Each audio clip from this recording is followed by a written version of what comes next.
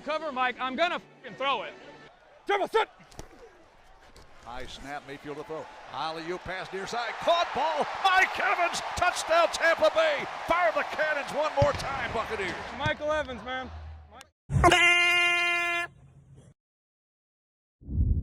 What's up, Buck fans? AJ turned up here with It's About Buc'N Time. The Bucs face off against the Detroit Lions in Motown, and I'm about to give you the keys to victory on offense and defensive side. So let's start on the offensive side.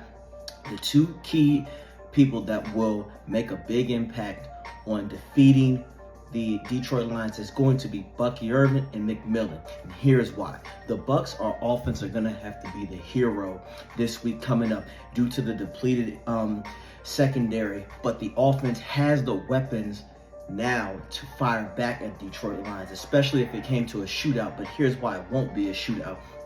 If the Bucs can establish a run and the offense passing can be as effective as it was against the Commanders, that's going to be too much for the Detroit defense. And why I say that, if the Bucs run game is consistent, the biggest thing that they can do is keep the ball out of Goff's hands, drain the clock with the running. And this is where Bucky Irvin will come in because he's very good at being a north and south runner. He can establish dominance at the line of scrimmage and slowly chip away at that Detroit defense. We all know Rachaad White can do the same, but he's mostly effective in the passing. So that's going to be a big thing too. Rachaad White should be used a lot in screens or wheel outs, running back wheel outs. Now also, when it comes to the passing, Mike Evans is going to be Mike Evans. We know that. So is Chris Godwin. But McMillan is going to be the key factor in this passing. Why?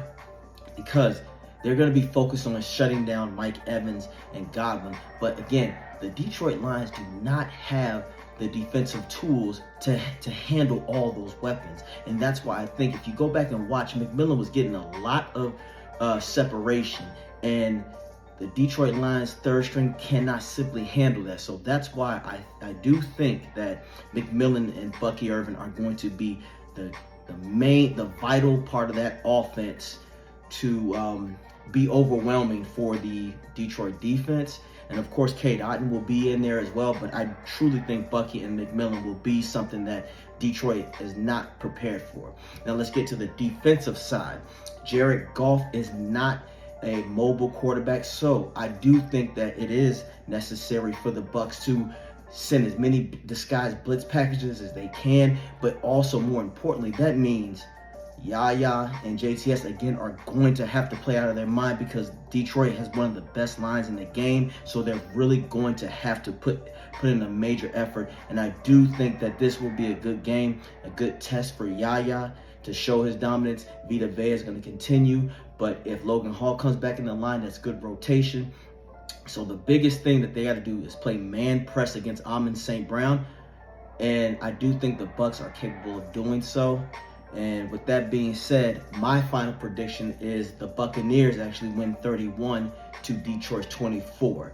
Stamp it. Now, also, check me out on Bucs Report, The Aftermath on 102.9 The Game Broad Street South Radio with my co-host Slick. Check out my page on Instagram and check out my merchandise on the link. And my motto is turn up in style. But as always, you already know, let's go Bucs. Let's get this win in Detroit. Hey!